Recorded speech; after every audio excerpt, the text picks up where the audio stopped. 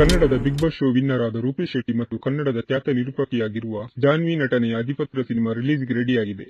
ಈಗಾಗಲೇ ಚಿತ್ರದ teaser trailer ಬಿಡುಗಡೆಯಾಗಿದ್ದು ಸಾಕಷ್ಟು ಕುತೂಹಲ ಮೂಡಿಸಿದೆ. ಅಧಿಪತ್ರ ಸಿನಿಮಾದಲ್ಲಿ ತುಳುನಾಡಿನ ಸಂಸ್ಕೃತಿಯ ಜೊತೆಗೆ ಕ್ರೈಮ್ ಸಸ್ಪೆನ್ಸ್ ಥ್ರಿಲ್ಲರ್ ಕಥೆ ಇರಲಿದೆ.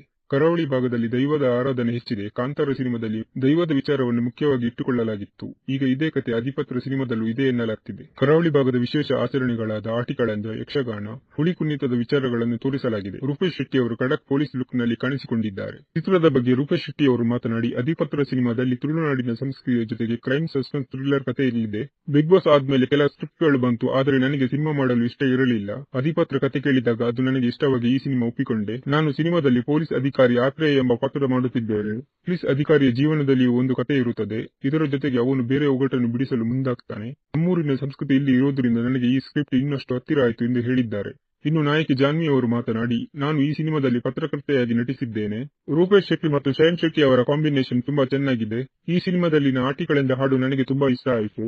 ಕಷ್ಟಗಳೆಲ್ಲವೂ ಮುಗಿಯುವ ಗಳಿಗೆ ಅಂತ ಹಾಡಿನಲ್ಲಿದೆ. ಈ ಲೈನ್ ನನ್ನ ಜೀವನಕ್ಕೆ ಹೊಂದಿಕೆ ಆಗಿರುವ ಹಾಗೆ ಕಾಣಿಸಿತು.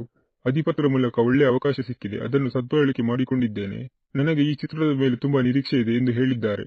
ನಿರ್ದೇಶಕ ಶಯನ್ ಶೆಟ್ಟಿ ಅವರು ಮಾತನಾಡಿ, ಟೀಸರ್ ಟ್ರೇಲರ್ ನೋಡಿ ಕಾಂತಾರ ಸಿನಿಮಾದ ರೀತಿ ಕತೆ ಇಲ್ಲಿ ಇರಬಹುದು ಎಂದು ಕೆಲವರು ಅಂದುಕೊಂಡಿದ್ದಾರೆ.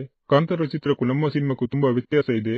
ಇಲ್ಲಿ ದೈವದ ಕತೆ ಇಲ್ಲ, ಆದರೆ ಆಟಿಕಳಂಜ ಬಗ್ಗೆ ಇದೆ. ಜೊತೆಗೆ ಕ್ರೈಮ್ ಸಸ್ಪೆನ್ಸ್ ಥ್ರಿಲ್ಲರ್ ವಿಷಯಗಳಿವೆ. ಆಟಿಕಳಂಜ ಹಾಡಿನ ಬಗ್ಗೆ ಸಾಕಷ್ಟು ಜನರು ಮೆಚ್ಚುಗೆ ವ್ಯಕ್ತಪಡಿಸುತ್ತಿರುವುದು ತುಂಬಾ ಖುಷಿ ಕೊಟ್ಟಿದೆ ಎಂದು ಹೇಳಿದ್ದಾರೆ.